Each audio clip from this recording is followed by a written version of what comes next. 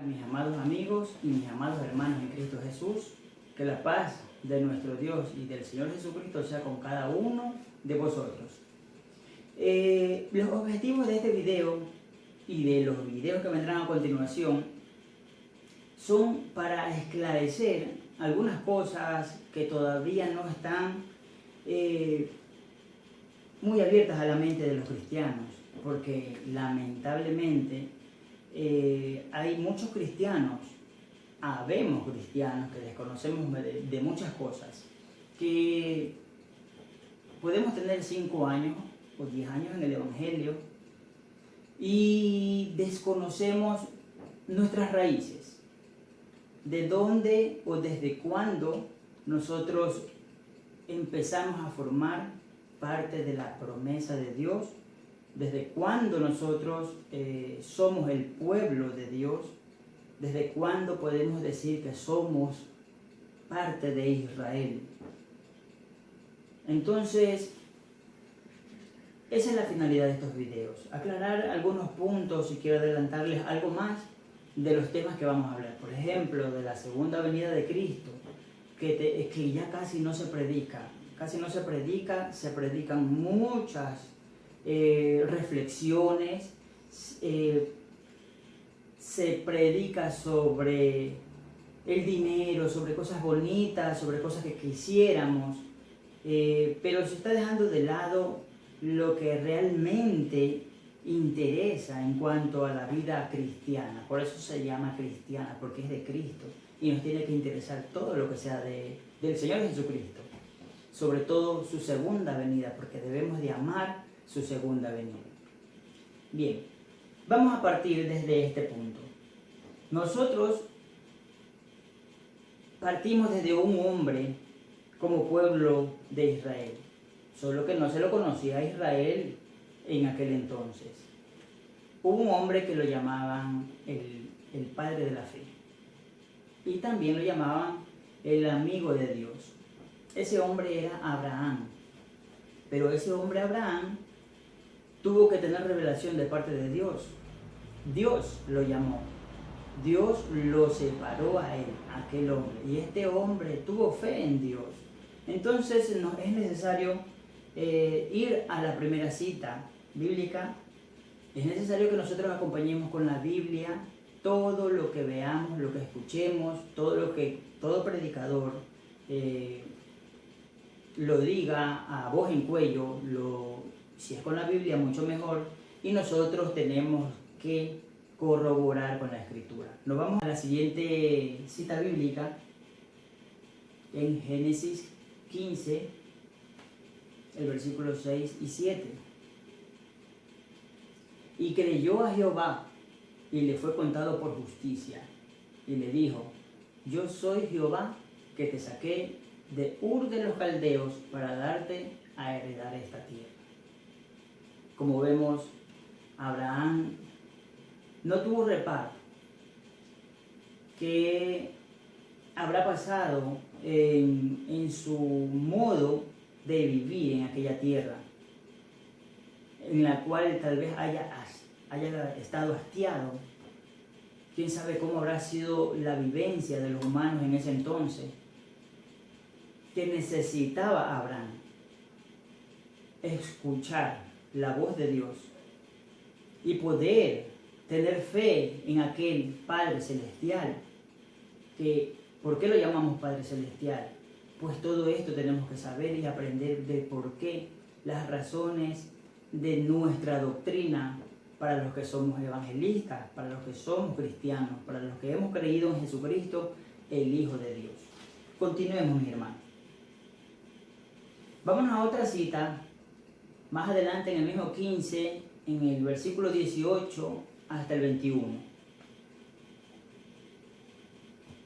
En aquel día hizo Jehová un pacto con Abraham diciendo: a tu descendencia daré esta tierra, desde el río de Egipto hasta el río grande, el río Éufrates, la tierra de los eneos, los cenezeos, los admoneos, los heteos, los fereceos, los refaitas, los amorreos, los cananeos, los gergeseos y los jebuseos. Toda esta tierra sería prometida a Abraham de parte de Dios. Y es un pacto que hizo Dios con Abraham. Y el pacto de Dios no se puede disolver.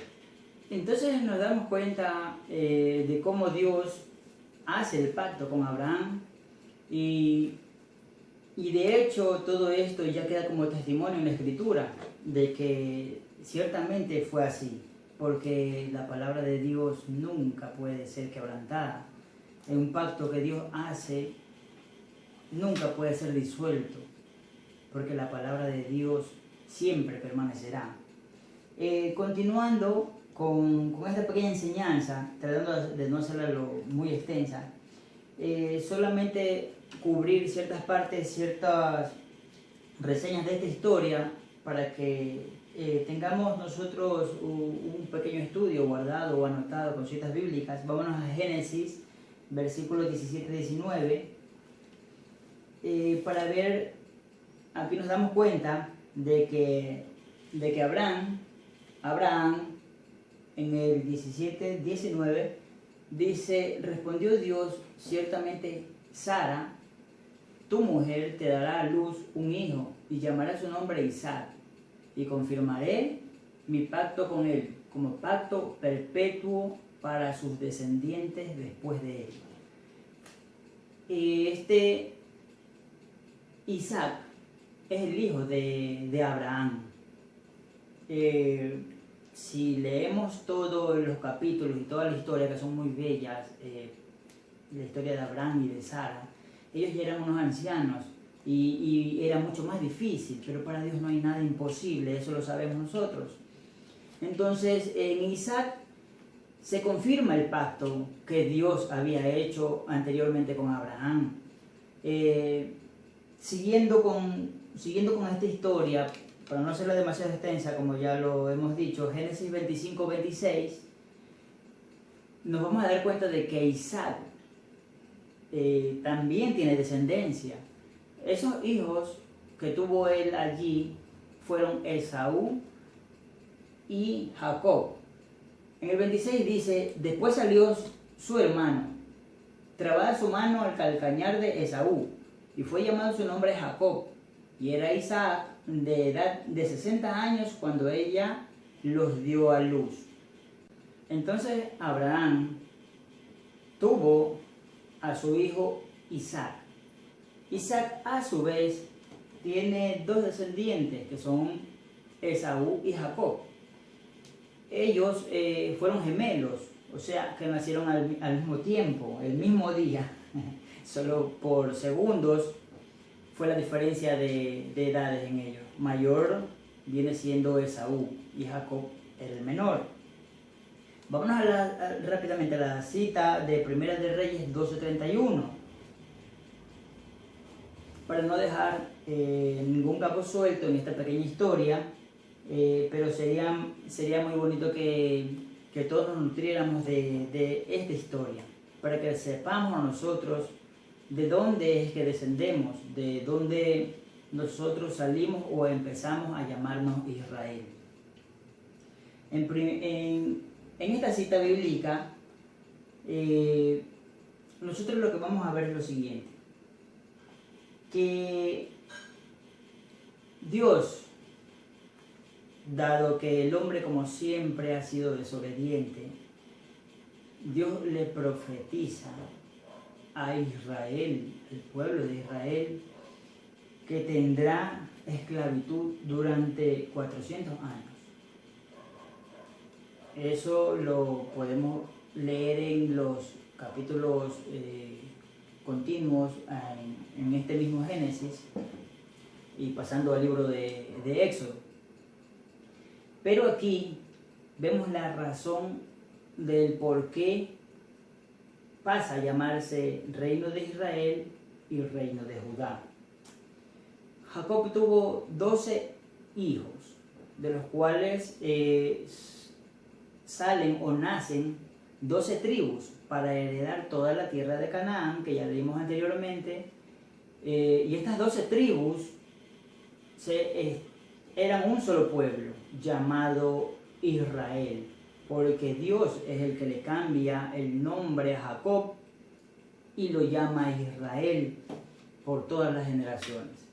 Y dijo a Jeroboam: toma para ti los 10 pedazos, porque así dijo Jehová, Dios de Israel: he aquí que yo rompo el reino de la mano de Salomón, y a ti te daré 10 tribus.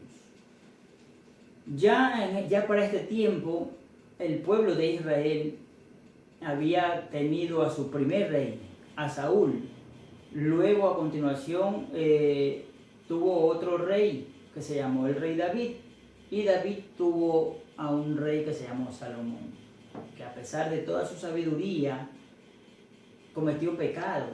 A pesar de todo el conocimiento que Dios le dio, cometió pecado delante de los ojos de Dios. Entonces Dios castiga a este pueblo, al pueblo de Israel, y lo comparte, llevando 10 tribus y manteniéndolos como Israel, y las otras 2 tribus se pasarán a llamar Reino de Judá. Pero Dios no quiso que haya guerra entre estos pueblos, y eso lo vemos en Primera de Reyes 12, desde el 22 hasta el 24.